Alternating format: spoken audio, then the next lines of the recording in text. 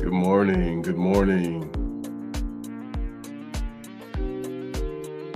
Good morning, everyone, and welcome to the Amir Shakur Speaks morning show live from the heart of the city. Broadcasted from ABS Studios 1B. It's the morning on Tuesday, March 24th. And going ahead and redefine what it means to lead in your community. And coming at you, no filters, no scripts. Just the uncut truth. You're rocking with the sharpest mind in the morning. And if I say so myself, it's me. And yeah, Amir Shakur Speaks. So let's get right on to it. And we're here for you. And just if you have not done so, please like, subscribe, share it. And the morning show. So we're 8 to 9 every morning, Monday through Friday. So don't forget that. All right. And again, like, follow, subscribe, share. Hey, let us know what you think. Okay. So today we're looking at the headlines that you might have missed while you were asleep. So let's go. All right. So our intro story is concerns about ICE at the airports, and it's something that is hitting. It's a significant issue, and we're seeing ICE enforcement at the United States airports as of March 26th, and there's been a controversial shift, to say the least, at America's airports under orders from the Trump administration, nonetheless. And immigration agents, better known and loved around and appreciated, or lack thereof, is ICE. Immigration and Customs Enforcement is what it stands for. They've been deployed to the civilian airport terminals around the country to assist with TSA issues. And the move follows a 6-week partial government shutdown that has left TSA workers totally unpaid. All right. So leading to mass call-offs, resignations, and security wait times that exceed 3 hours at most international and national airports because of the backflow.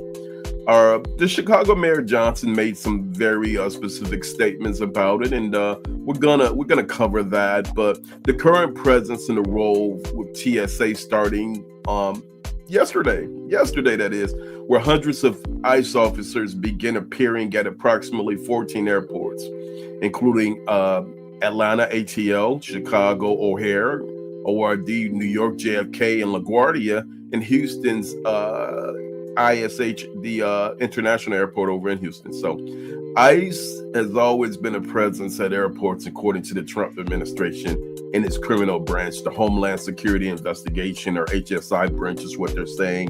And the deployment involves a much more visible role for HSI and enforcement. That's debatable, y'all. But anyway, the current tasks include crowd and line management, directing travelers, and assisting with the flow of terminal halls. So, again, a little bit on the debatable side, but let's go ahead and take a look at the ICE activities at American airports, and we're gonna check into it a little bit just to see what's going on. Bear with me, and we'll pull that up.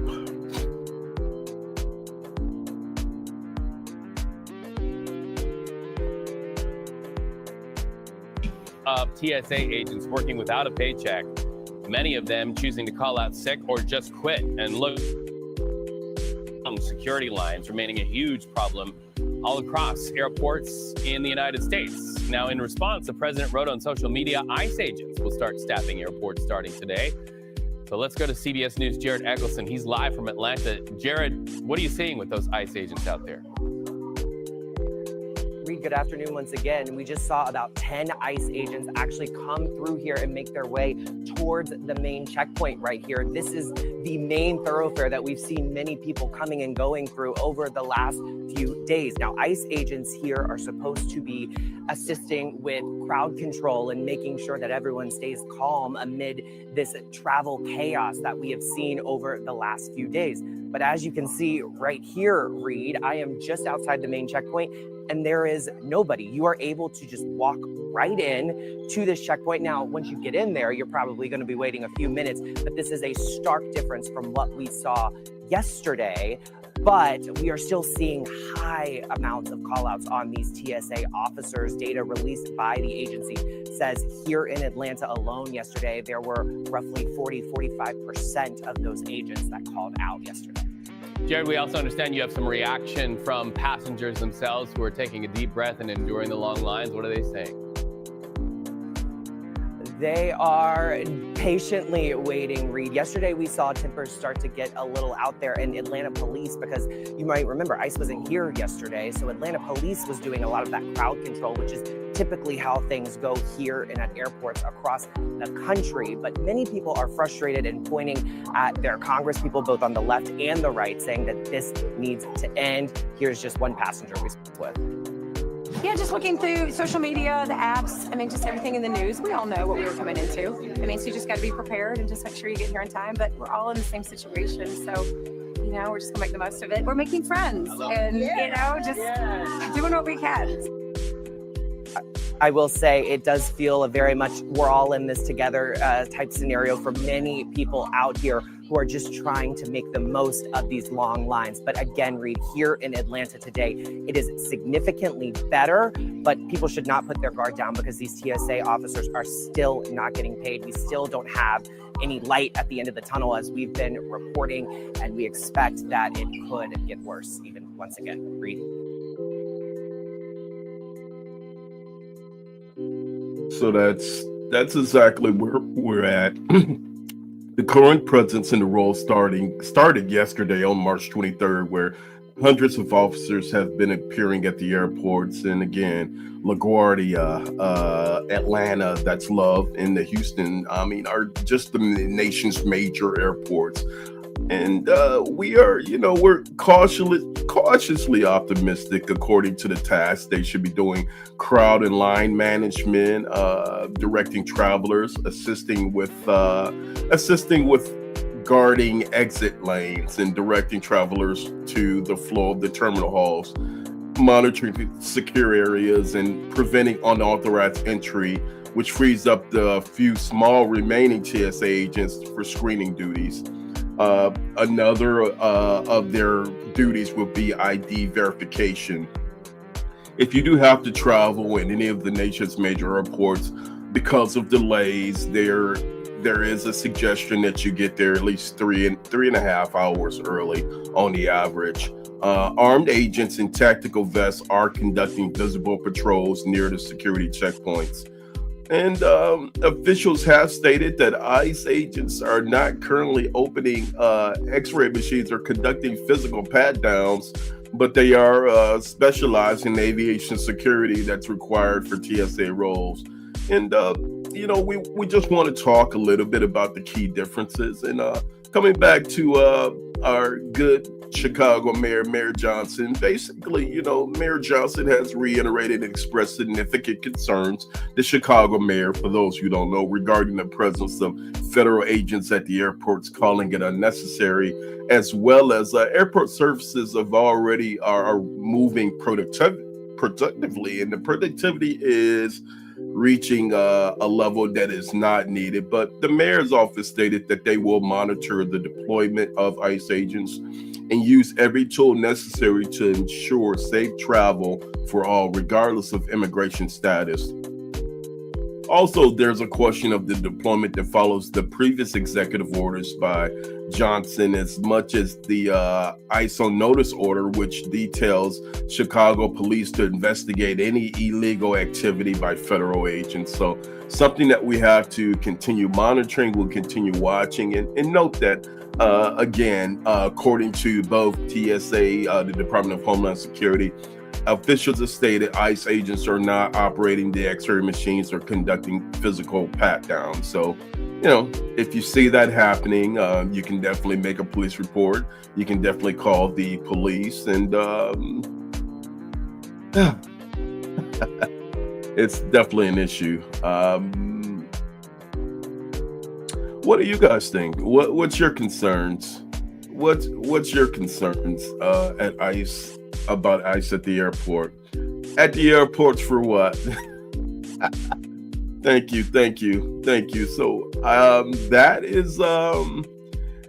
is the necessary question.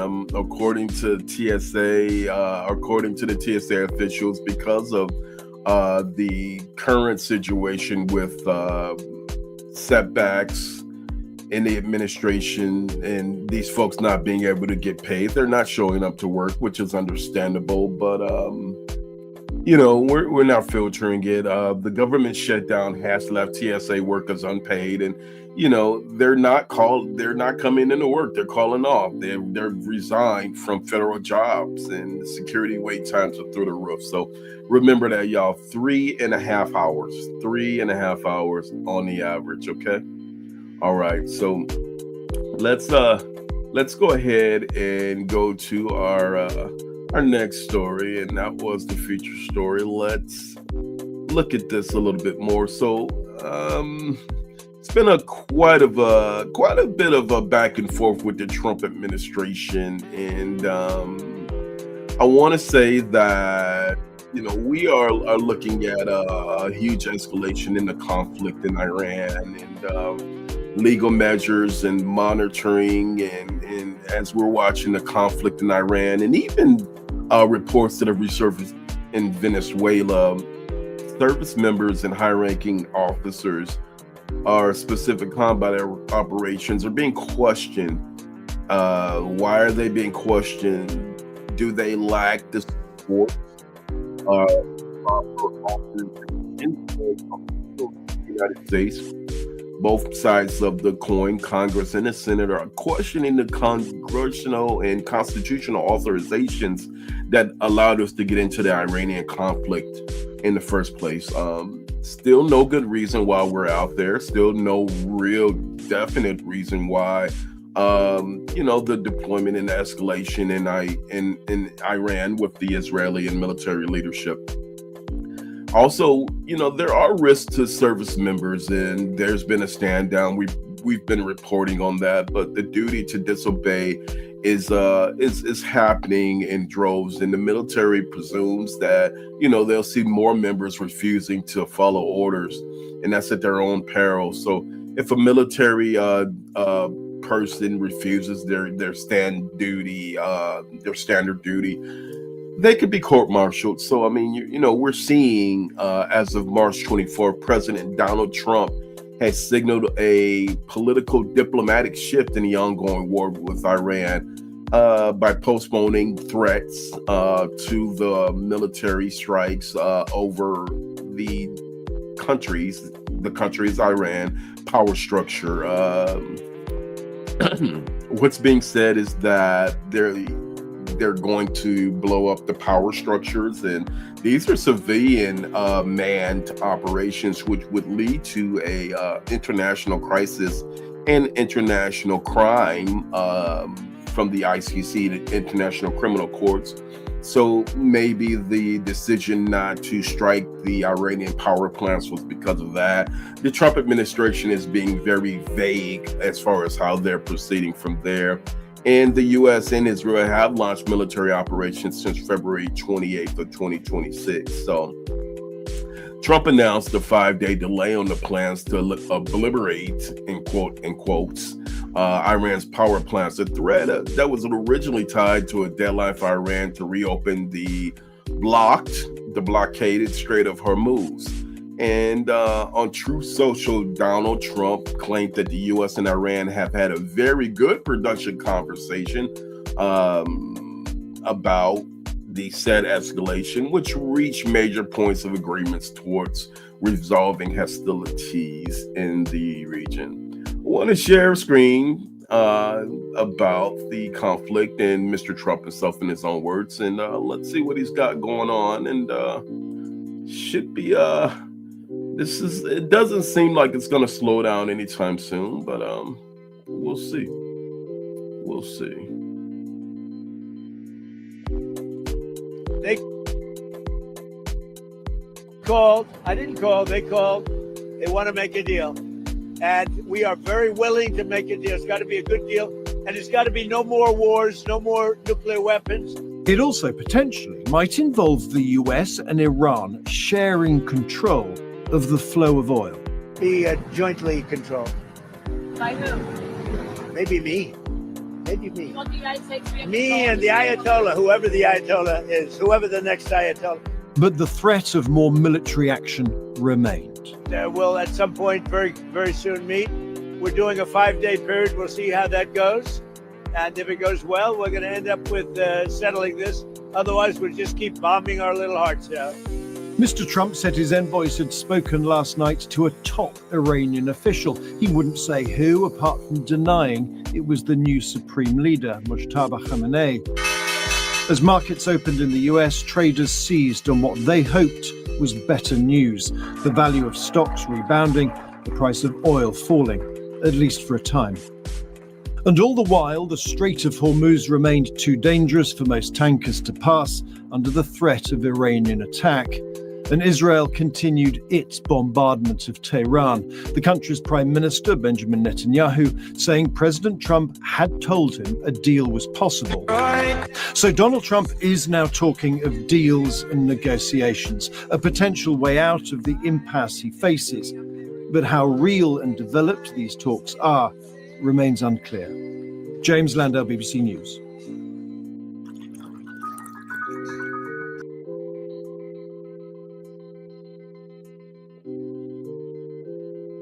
Let's say hypothetically that this war goes on for roughly another 2 to 3 weeks. It's going to cause major productivity problems, especially in the U.S. We see hiking gas, hiking petroleum issues around the country, especially in major travel areas. The gas is up at least $1.50 only because, the Strait of Hormuz is being blocked. And, the very, very good and productive conversations that Mr. Trump is quoting, well, Iran denies even having a conversation or any direct talks that have taken place, dismantling Trump's claims as fake news. And basically they're saying that Mr. Trump and his team intended to manipulate global markets by spreading good, positive information when there really was none. And they're saying they never really had a talk with Mr. Trump. So we're interested to see. There are mediators involved. Reports suggest that messages are being exchanged through intermediaries, Pakistan and Turkey, including Egypt, and there's U.S. envoys there, including Mr. Trump's son-in-law, Jared Kushner. All right. So, we're going to keep an eye out on that story. I definitely think it's something to continue watching. It's something to continue watching and monitoring. The power infrastructure escalation is one thing that possibly can't happen. But I mean, what do you guys think? What's your take on it?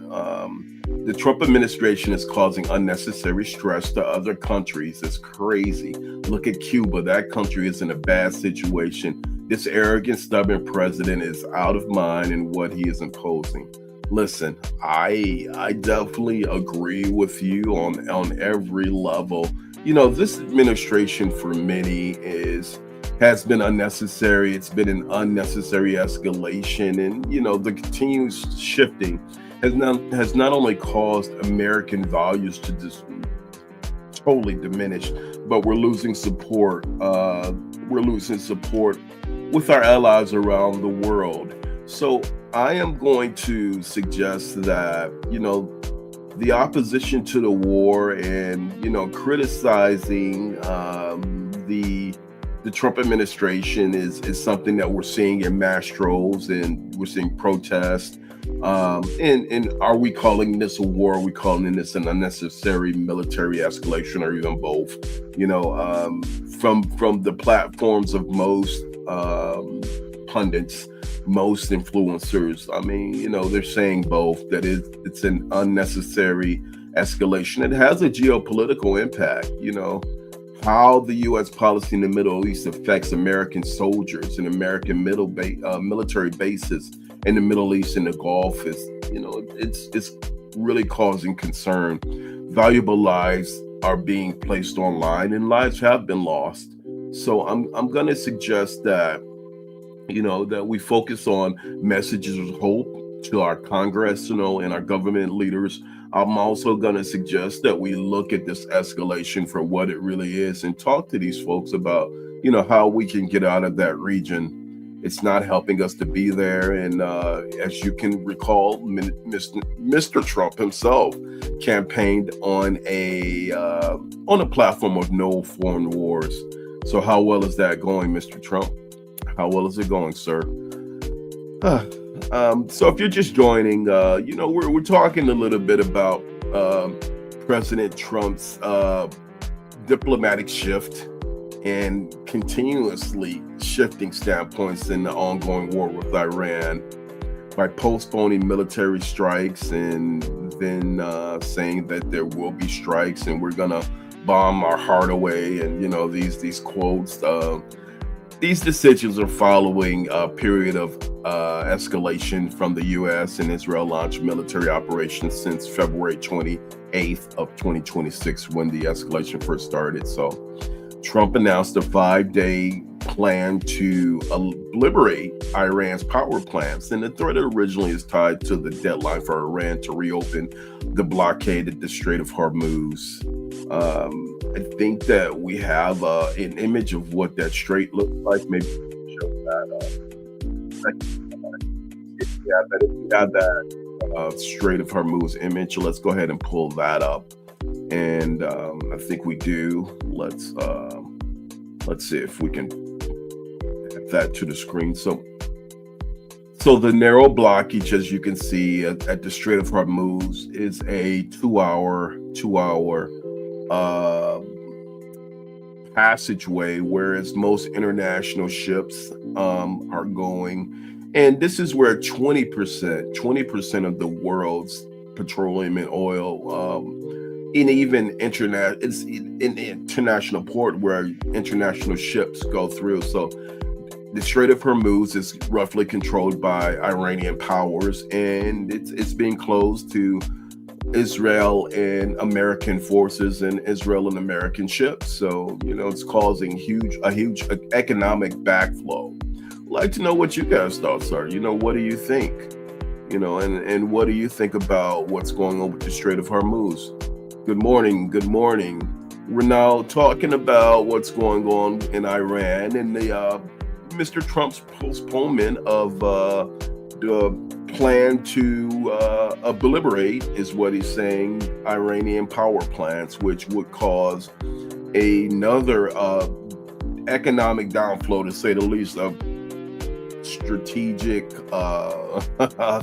catastrophe, to say the least. On Truth Social, Mr. Trump claimed that the U.S. and Iran have had a very good, productive conversation, but the Iranian officials say, hey, you know what? It never took place. We're denying that. So interesting, to say the least. We're here, and we're going to continue monitoring the situation and watching the situation. And, the shifts from the Trump administration, it's not helping. So the mediation between Pakistan, Turkey, Egypt, and American envoys, we hope that those are productive, to say the least. I'm not sure, but what's your thoughts? What are your thoughts about the escalation? President Trump's decisions are crazy. I'm gonna editorialize for you. I know what you mean.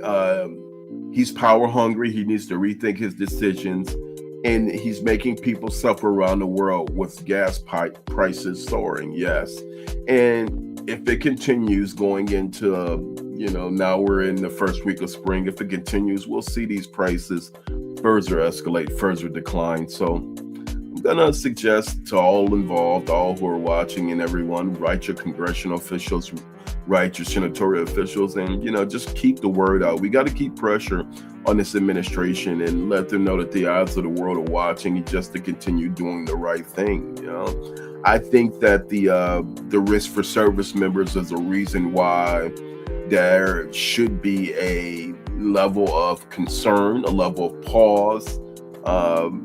When innocent lives, even the lives on the Iranian side, are being lost, these are innocent lives for an unnecessary escalation that, according to a lot of members, American officials and members of Congress and the Senate, this movement lacked congressional authorization.